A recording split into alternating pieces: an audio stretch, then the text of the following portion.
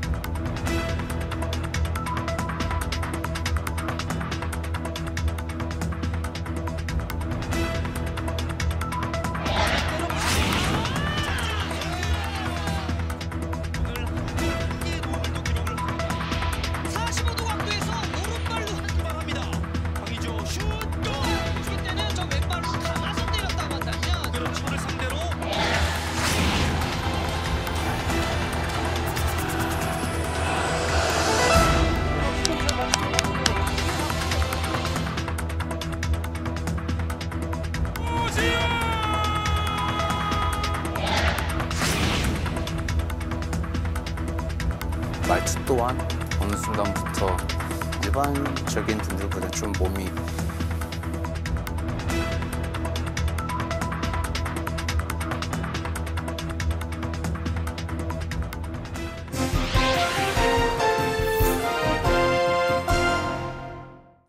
최근 유명 연예인의 마약 투여 의혹 소식이 잇따라 이어졌습니다.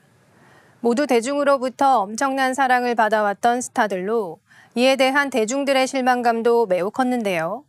연합뉴스TV에서는 전문가와 함께 현재 진행되고 있는 쟁점에 대해 구체적으로 짚어보았습니다.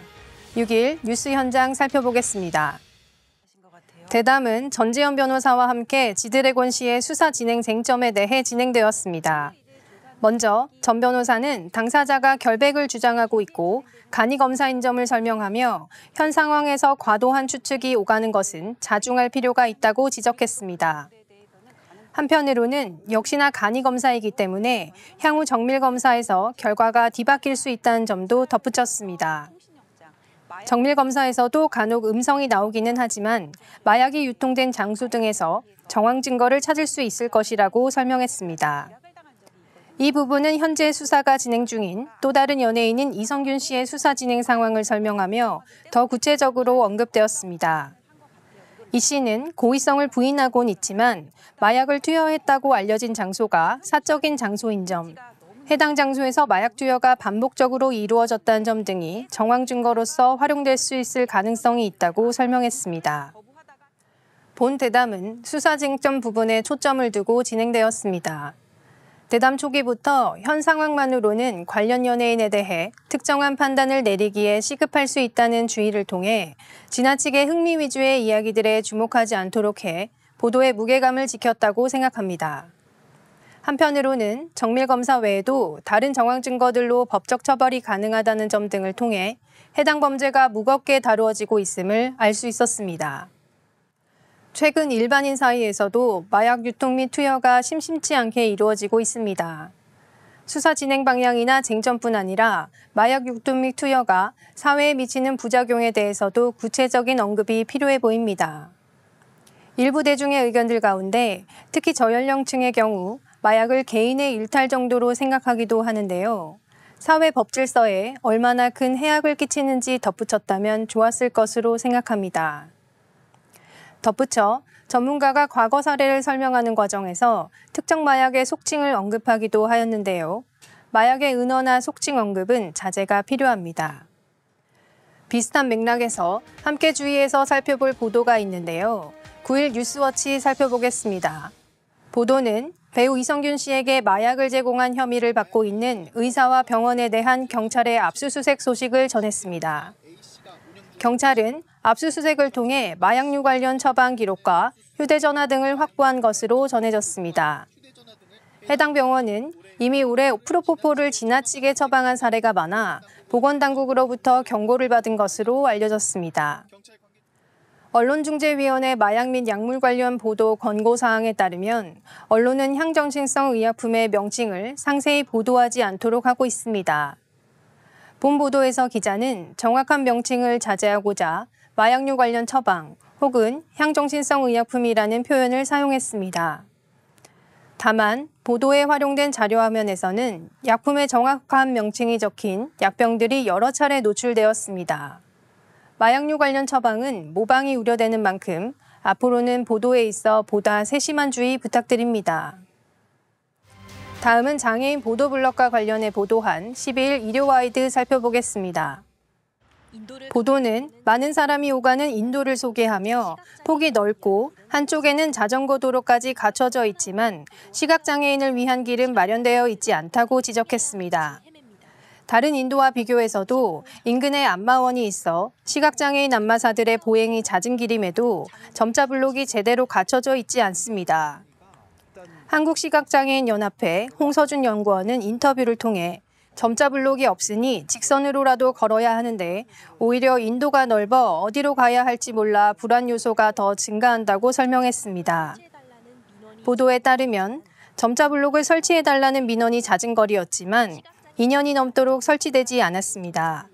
점자 블록이 있더라도 시각장애인들의 안전을 고려하지 않는 곳도 많은데요. 블록이 차도 가까이에 있거나 세워진 자전거와 가깝기도 합니다. 이러한 불편함은 평소보다 겨울이면 더 심해집니다.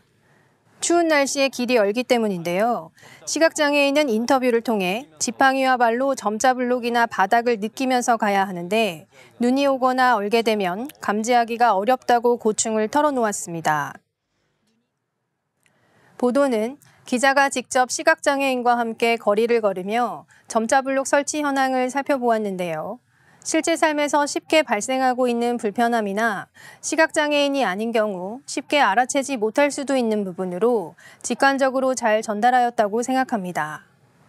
보도에서도 언급하였듯 이미 수차례 민원이 있었지만 제대로 설치가 이루어지지 않는 등 점자 블록의 문제점이 갑작스러운 것은 아니지만 겨울에는 위험성이 더 높아진다는 점에서 시의성을 갖췄다고 볼 수 있습니다. 또한 얼마 전 국민권익위원회가 횡단보도 앞에 설치가 의무화되어 있는 점자 블록을 지하도나 육교 입구, 차량 진출입 구간 등의 의무 설치를 권고했는데요. 보도에서 언급한 것과 같이 점자 블록이 다른 시설물로부터 방해받지 않도록 일정 거리 이상을 띄울 것 역시 권고한 바 있어 보도의 중요성이 더욱 높아졌다고 생각합니다. 다음은 고용노동부의 근로시간제도 개편 방안 발표와 관련하여 보도한 13일 뉴스 리뷰 살펴보겠습니다. 보도에 따르면 고용노동부는 현행 주 52시간 근로제를 일단 유지하되 일부 개선에 나서겠다고 밝혔습니다. 필요한 업종 직종에 한해 노사가 원하는 경우 연장 근로 관리 단위를 일주로 한정하지 않고 선택권을 부여하는 제도 개선을 추진하는 건데요. 올해 3월 전체 업종 직종의 연장 근로 관리 단위를 현행 주에서 월, 분기, 반기, 연으로 확대 개편안을 발표했던 것에서 한 발 물러선 것입니다. 한편 고용부는 지난 6월부터 석 달 동안 노사를 포함해 6,030명이 참여한 설문 내용도 함께 공개했습니다. 이번 조사에서 근로자 절반 가까이는 주 52시간제로 장시간 근로가 줄었다고 답했습니다. 일부 업종과 직종에만 연장 근로 관리 단위를 늘리는 방안에 동의한다는 응답이 노사 모두 40%를 넘는 등 동의 의견이 비동의 의견보다 높게 나왔습니다. 이에 대해 노동계는 정부의 개편 방향에 장시간 노동을 유지하게 만든 요인이 있다며 반발하는 입장을 보이고 있습니다. 보도 말미에서도 언급하였지만 해당 제도 개편을 둘러싸고 노동계와 정부 간 갈등이 예상될 뿐 아니라 총선과 같은 정치적 이슈도 앞두고 있어 제도 개편이 이루어지기까지는 상당한 시간이 걸릴 것으로 보입니다. 때문에 관련 보도 역시 더 구체적이고 상세한 내용들이 연합뉴스TV를 통해 추가될 것으로 생각되는데요. 주요하게 개편되는 부분이나 노정 간 갈등이 유발되는 부분 등에 대해 지속 보도하여 개편 추이를 지켜볼 수 있기를 기대하겠습니다. 한편 본 보도에서 언급된 설문조사는 6,000명이라는 많은 표본수로 분석된 결과임에도 불구하고 조사와 관련한 부분이 간략하게 언급되었는데요. 표본의 구성이나 설문 문항의 구성에 대해 확인할 수 있는 부분이 추가되었으면 좋았을 것으로 보입니다. 쟁점이 맞물려 있는 이슈와 관련한 설문조사 결과를 비교적 구체적으로 인용한 보도 살펴보겠습니다. 13일 뉴스오늘입니다. 보도에 따르면 김포시는 서울 편입과 관련한 주민 설명회를 진행하고 있는데요. 김병수 김포시장이 직접 서울 편입 추진 배경을 설명하고 주민 의견을 듣고 있습니다. 주민들은 서울 편입 시 교통 등 인프라 확충에 대한 기대를 보이기도 하지만 동시에 혐오시설 유입 등에 대한 우려의 목소리도 높습니다. 리얼미터가 경기도 의뢰로 진행한 여론조사 결과를 살펴보면 김포를 포함한 서울 근접 중소도시를 서울시로 편입하는 것에 대해 66.3%가 반대한다고 답했습니다. 김포시의 반대 의견도 61.9%로 나타났습니다. 본 보도는 현재 많은 쟁점이 오가는 이슈를 다룬 것으로 설문조사 결과를 인용하였는데요. 자료화면을 통해 조사 방법이나 표본수 등이 매우 구체적으로 제시되었습니다. 당사자인 시민들의 의견이 중요한 만큼 적절한 참고 자료를 제공한 보도였다고 생각합니다.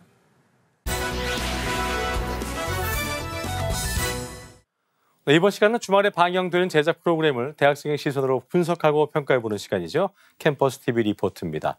이번 주에는 숙명여대 이성훈 학생과 함께하겠습니다. 어서 오십시오. 안녕하세요. 네, 자 성훈 학생 지난주에 어떤 프로그램 모니터링했습니까? 네, 저는 지난 12일에 방송된 연합뉴스 TV 스페셜을 모니터링했습니다. 이번 방송에서는 기술 발전 속도와 함께 더욱 교묘해지는 AI와 가짜뉴스에 대한 내용을 다뤘는데요. 그럼 자세한 모니터링 내용 지금부터 전해드리겠습니다.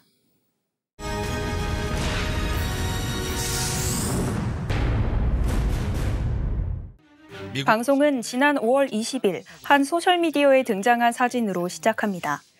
미국 워싱턴의 국방부 청사 펜타곤이 화제로 연기에 휩싸인 사진이었습니다. 많은 사람들이 이를 실제로 받아들이고 미국 주식시장이 출렁거릴 정도였지만 해당 사진은 AI로 만든 가짜 사진으로 밝혀졌습니다. 가짜뉴스는 해당 나라뿐 아니라 다른 나라에까지 영향을 미치는데요. 니나 베고스 인공지능연구원은 잘못된 정보와 가짜뉴스는 원래 우리와 함께 존재해왔는데 현재는 기술을 통해 더 증폭된 것이라고 전했습니다. 가짜뉴스란 의도적으로 조작된 정보로서 기사의 형태를 갖춘 것을 말하는데요. 뉴스처럼 보이지만 사실이 아닌 허위 정보입니다. 이 가짜뉴스라는 단어가 많이 사용되게 된 건 2017년 미국 트럼프 대통령이 당선된 시기부터였다는데요.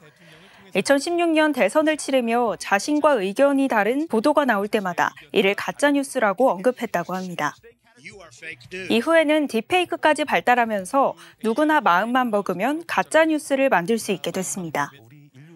전창배 국제인공지능윤리협회 이사장은 인류를 지탱하는 가치가 신뢰인데 이 가치가 훼손된다면 아무것도 믿을 수 없는 혼란스러운 사회가 될 수 있다고 말합니다. 축구 선수 은바페에게 이강인 선수의 이적에 대해 묻는 영상조차 조작으로 밝혀졌는데요.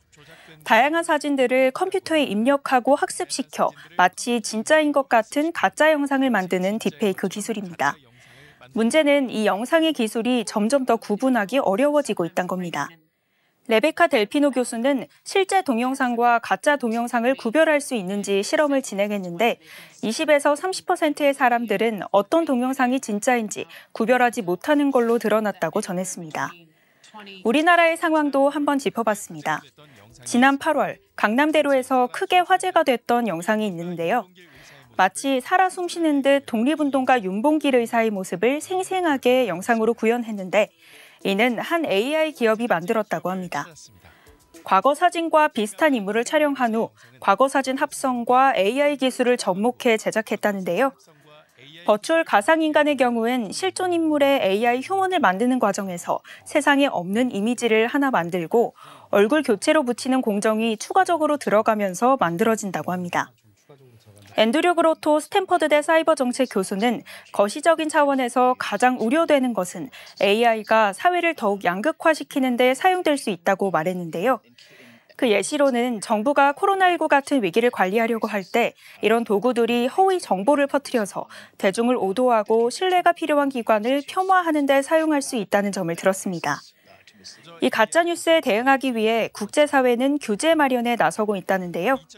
그중에서도 유럽연합이 가장 먼저 AI 기술 개발에 제동을 걸었다고 합니다. 2021년 4월 AI 규제 법안의 검토를 마친 후 현재 최종 절차만을 앞두고 있다고 합니다.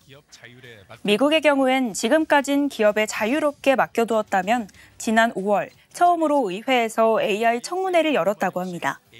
또 미국 AI 주요 기업들은 앞으로 AI가 만든 모든 콘텐츠에 워터마크 표시를 하기로 약속했다는데요. 조 바이든 미국 대통령은 그렇게 함으로써 기업들은 대중의 신뢰를 얻고 사용자들이 정보에 입각한 결정을 내릴 수 있도록 할 의무가 있다고 말했습니다. 전 세계적 흐름에 따라 우리나라도 가짜뉴스를 비롯한 AI의 악용을 막기 위해 여러 대응책을 고심 중이라고 하는데요. 이성엽 고려대 기술경영전문대학원 교수는 챗 GPT가 나온 이후 AI 파급력이 워낙 크다고 보면서 최근에는 법적 규제도 필요하지 않느냐에 대한 이야기도 나오고 있다고 전했습니다. 방송은 이어서 기업 윤리와 규제 외에 AI 악용을 막기 위한 또 다른 방법은 없는지 살펴보았습니다. 리줄굽타 딥미디어 최고 경영자는 딥페이크 탐지 기술인 딥아이디가 현재 미국 국방부에서 사용되고 있다고 전했는데요. 딥아이디는 무엇이 진짜 정보이고 무엇이 거짓 정보인지 검증하는 데 사용된다고 합니다. 또 실제 해당 탐지 기술은 우크라이나 전쟁 당시 떠돌던 젤렌스키 대통령의 영상이 가짜라는 것을 파악했다고 전했습니다. 이어서 전 세계 곳곳에 있는 팩트체크 기관에 대한 이야기가 이어지는데요.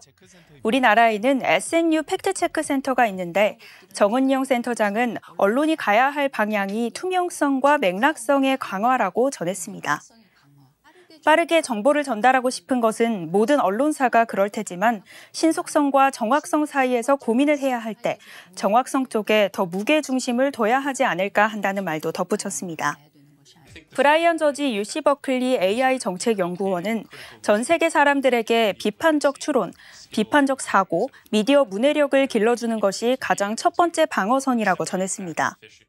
이어서 NG 혼란 국제 팩트체킹 연맹 총괄 디렉터가 충격적이고 감정적 반응을 유도하기 위해 고안된 것을 볼 때 약간의 의심을 가져야 한다는 말을 전하며 방송은 마무리됩니다. 네, 모니터링한 내용 잘 봤습니다. 성훈 학생 이번 연합뉴스 TV 스페셜 보면서 어떤 점이 가장 와닿았습니까? 네, 요즘 20대들 사이에서 사진 몇 장을 넣으면 AI 프로필 사진으로 만들어주는 어플이 굉장히 유행하기도 했는데요. 그래서 AI와 가짜뉴스를 이젠 전문가가 아니더라도 정말 누구나 만들 수 있게 됐다는 방송에 정말 공감이 됐습니다. 그렇군요. 또 기술이 교묘해지면서 진실과 거짓을 구별하기 힘들어진 만큼 방송에서 나온 그런 해결책들이 차근히 시행돼야 하는 시기라고 생각했습니다. 그랬군요. 자, 그럼 마지막으로 이번 연합뉴스 TV 스페셜에 대한 성훈 학생의 한 줄 평 정리해 보겠습니다. 네, 저의 한 줄 평은 과도한 AI 기술 발전이 낳은 진실과 거짓을 구분하기 힘들어진 세상. 이젠 주의해야 할 때입니다. 예, 한 줄 평까지 잘 들었습니다. 지금까지 숙명여대 이성훈 학생과 함께했습니다. 오늘 말씀 고맙습니다. 고맙습니다.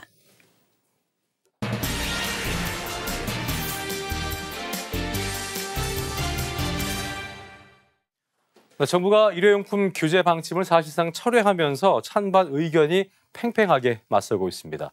이에 대해 언론은 어떻게 보도하고 있는지 오늘 TV와 비평에서 자세히 짚어보도록 하겠습니다. 도움 말씀에 동아방송예술대학교 정원희 교수와 함께하겠습니다. 어서 오십시오. 안녕하십니까. 예. 자, 먼저 그동안의 일회용품 규제 정책이 어떠했고 네. 또 어떤 부분이 달라지는 것인지 교수님께서 관련 기사 내용부터 정리해 주시죠. 네. 여러 언론에서 일제 이번 일회용품 관리 방안에 대해 보도했는데요. 그 내용을 들여다보겠습니다. KBS의 보도에 따르면 환경부는 지난 7일 일회용품 관리 방안 개정안을 발표했습니다.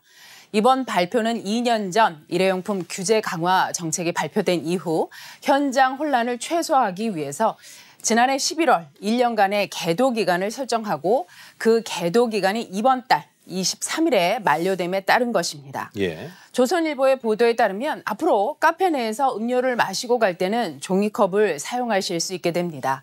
그간 테이크아웃 아니면 매장 내에서는 이 다회용 컵을 사용했어야 했었죠. 종이 빨대 대신 플라스틱 빨대도 당분간 쓸 수 있게 됩니다.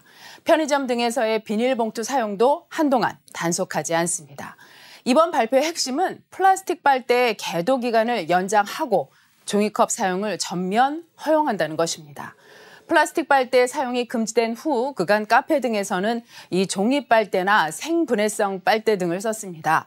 환경부에 따르면 종이로 만든 빨대는 이 플라스틱 빨대에 비해서 가격이 2.5배 비쌉니다. 자영업 하시는 분들 사이에서는 규제를 지키기 위해 돈을 써가면서 소비자 불만을 들어야 한다는 목소리가 나왔었습니다. 매장 내 종이컵 사용도 가능해집니다. 그간 종이컵 사용이 금지되며 이 음식점이나 카페 등의 매장에서는 다회용 컵을 씻기 위해서 인력을 고용하거나 또 별도의 세척 시설을 설치해야 하는 부담이 있었습니다. 환경부 관계자는 현장 적용이 어렵다는 점과 또 해외의 많은 국가들은 일회용 플라스틱 컵을 중심으로 관리한다는 점 등을 고려했다고 언급했습니다. 네. 다만 이 플라스틱 빨대와 비닐봉투 사용 등에 대한 계도 기간이 정해지지 않아서 정책 후퇴가 아니냐는 비판도 나오고 있습니다. 일회용품 규제의 핵심은 환경보호인데 사실상 이 계도 기간을 무기한 연장하는 등 구체적인 감축안이 필요하다는 것입니다. 환경부는 자영업자의 희생을 강요하며 규제를 끌고 가기 어렵다고 판단했다면서 앞으로 구체적인 방안을 마련할 것이라고 했습니다. 그랬군요. 자, 정부 측 설명은 이렇습니다. 소상공인의 부담을 완화하고 현장 혼란을 최소화하기 위한 것이다. 네. 그런데 단속에 대비를 해왔던 현장에서 오히려 더 혼란스럽다 이런 목소리가 맞습니다. 나오고 있는데요. 각계의 반응을 좀 들어보겠습니다. 언론 내용 짚어주시죠.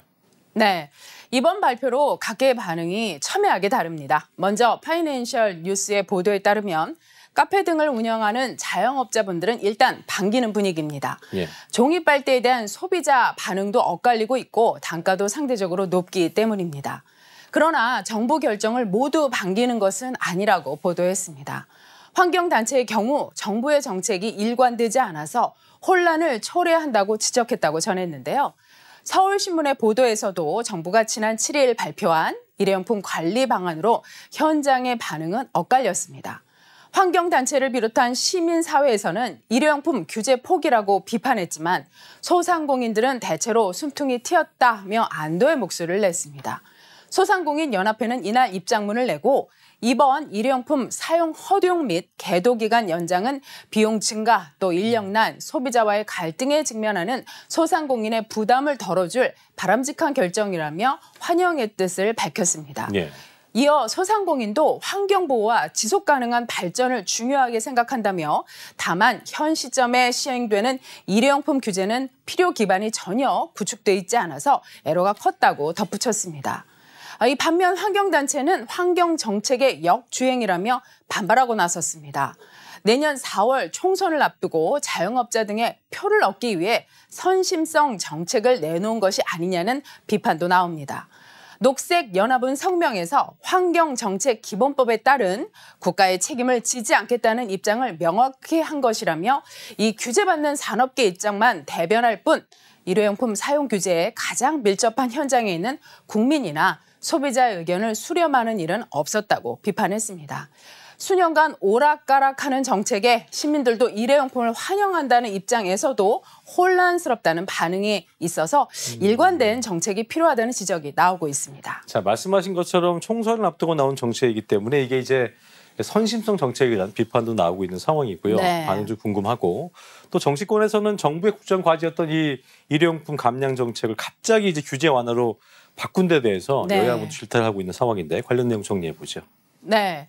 이 데일리는 플라스틱 빨대의 계도 기간 연장과 종이컵 사용의 허용을 발표하면서도 오는 24일부터 나무젓가락이나 이쑤시개 등 다른 일회용품을 사용할 경우에는 과태료가 부과된다는 점을 언급하면서 이 품목들은 그간 소상공인들의 반발이 없었고 이미 현장에서 사용 자제 문화가 안착된 품목들로 24일부터 규제가 정상 시행되는 점을 보도했습니다. 예. 이러한 내용이 내년 4월 총선용 대책이 아니냐는 의구심이 나오는 지점이라고 언급했습니다. 하지만 환경부 임상준 차관은 정부가 선거를 의식해서 일을 하지 않는다고 잘라 말했다고 보도했습니다. 연합뉴스의 보도에 따르면 국회 환경노동위원회의 지난 9일 전체 회의에서는 이번 일회용품 관리 방안을 두고 여야가 한 목소리로 정부를 질타했습니다. 야당은 정부의 친환경 정책이 후퇴했다며 이번 정책을 강하게 비난했고 여당도 야당의 지적을 경청하라고 정부에 주문했습니다. 더불어민주당 우원식 의원은 환경 문제 때문에 종이컵, 플라스틱 빨대 등과 관련한 규제를 오래 논의해 왔는데 너무 무책임하다며 환경부가 정말 환경부 같지 않다고 주장을 했습니다. 정의당 이은주 의원은 친환경 제품을 생산하라는 정부의 얘기를 듣고 빚을 내서 공장을 돌리고 직원을 채용한 종이빨대 업체들은 하루아침에 날벼락을 맞았다며 대책은 있나라고 추궁을 했습니다. 국민의힘 김영동 의원은 혼란이 최소화하도록 장관이 신경 써달라고 촉구했습니다. 정부의 정책 실패로 국민이 피해를 보는 일은 절대 없어야 한다고 언급했습니다. 여당 간사인 이미자 의원도 친환경 정책은 우리가 가야 할 길이라며 어느 정부의 정책이 됐든 신뢰의 원칙이 있어야 한다고 지적을 했습니다.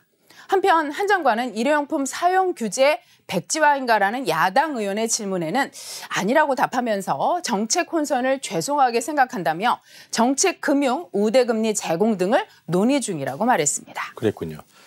자, 그리고 무엇보다 이제 환경에 미치게 될 영향에도 관심이 쏠리고 있는 상황인데 네. 이번 정책이 가져올 파장도 그렇고요. 또 국제사회의 흐름 등에 대해서 언론이 어떻게 보도하고 있는지 부분도 짚어보도록 하겠습니다. 네. 아시아경제는 지난 8일 환경단체 그린피스의 발표를 보도했는데요. 국내에서 사용하는 일회용컵은 다회용 컵 대여 시스템으로 전환이 되면 국내에서는 연간 2억 5천만 킬로그램 이상의 탄소를 절약할 수 있습니다. 이는 9만 2천 대 이상의 내연기관 자동차가 배출하는 탄소 배출량과 같다고 합니다. 그린피스는 환경부가 지난 1년간의 계도 기간 동안 소상공인을 지원해 제도를 안착시키는 대신 일회용품 규제를 사실상 포기하는 쉬운 방법을 택했다며 이번 발표는 사실상 플라스틱에 대한 규제를 포기한 것이라고 비판했습니다. 연합뉴스의 보도에 따르면 이번 조처를 두고 환경부가 일회용품 규제를 사실상 포기한 것이 아니냐는 비판이 환경단체를 중심으로 나오고 있습니다. 녹색연합은 성명을 통해 종이컵을 1년에 248억 개씩 사용되는 것으로 확인이 됐는데 규제를 안 하겠다는 것은 직무유기라고 비판했습니다. 이어 플라스틱 빨대 문제도 틀렸다라고 하면서 현재 국제사회는 플라스틱 오염 종식을 위한 국제 협약을 논의 중이고 불필요한 플라스틱 사용을 줄이는 것이 핵심 내용이라고 했습니다. 실제 전 세계적으로 플라스틱 제품 사용을 규제하거나 규제 움직임을 보이고 있는데요. 문화일보에 따르면 유럽연합은 2021년 7월부터 일회용 플라스틱에 대한 지침에 따라서 빨대 등 플라스틱 일회용 사용을 금지하고 있습니다. 베트남도 2025년부터 호텔이나 관광지 등에서 빨대를 비롯한 플라스틱 일회용품과 또 생분해가 어려운 플라스틱 포장 사용을 금지한다는 일정을 세웠습니다. 시민단체들은 일제히 이번 규제 철회를 규탄하면서 기존 정책을 이행할 것을 주문하고 있습니다. 그랬군요. 자, 환경 오염과 기후 위기 이제 전 세계적인 이슈이기 때문에 어떤 네. 단편적인 정책 보도에 그치기보다 언론의 지속적인 관심이 필요해 보이는 상황인데요. 끝으로 언론이 해야 될 역할에 대해서 짚어주시죠. 네, 11월 기온 어떠셨어요?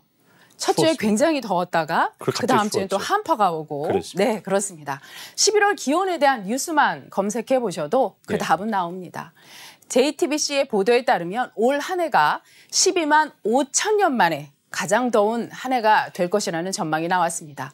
뜨거웠던 여름에 이어 지난달 역시 역사상 가장 더운 10월을 기록하면서 올 한 해가 가장 더운 한 해로 기록될 거란 관측이 나옵니다. 지난해 11월부터 올해 10월까지 지구 평균 기온은 산업화 이전과 비교해서 1.3도 오른 것으로 나타났습니다. 네. 전 세계 인구의 90%는 기후변화의 영향을 받은 극한 기온을 열흘 넘게 경험을 했고 73%는 한 달 이상 극한 기온을 경험했습니다. 이러한 데이터는 어제 오늘의 이야기가 아니죠. 전문가들은 탄소 배출을 줄여야 한다고 경고하고 있습니다. 각 대륙의 동식물들은 인간이 버린 플라스틱 폐기물에 몸살을 앓고 있습니다. 너무 잘 알고 계실 겁니다. 예. 환경을 구하기 위한 우리의 노력, 내일로 미룰 수 있는 상황이 아닙니다. 언론은 감시기관의 역할을 제대로 해야 할 것입니다. 곳곳에 우리가 놓치고 있는 환경 문제 많이 있을 것입니다. 네. 끊임없이 감시하고 제보해야겠습니다. 정책을 제안하고 대안을 연구하는 자세가 필요합니다. 꼭 기억해야겠네요. 지금까지 동아방송예술대학교 정원희 교수와 함께했습니다. 오늘 말씀 고맙습니다. 고맙습니다. 네, 저희 옴부즈맨 제작팀은 여러분의 다양하고 소중한 의견들을 기다리고 있습니다. 방송을 보시고 느낀 소감을 연합뉴스 TV 홈페이지 내 시청자 게시판이나 SNS로 보내주시면 됩니다. 저희는 다음 주 이 시간에 다시 인사드리겠습니다. 여러분 고맙습니다.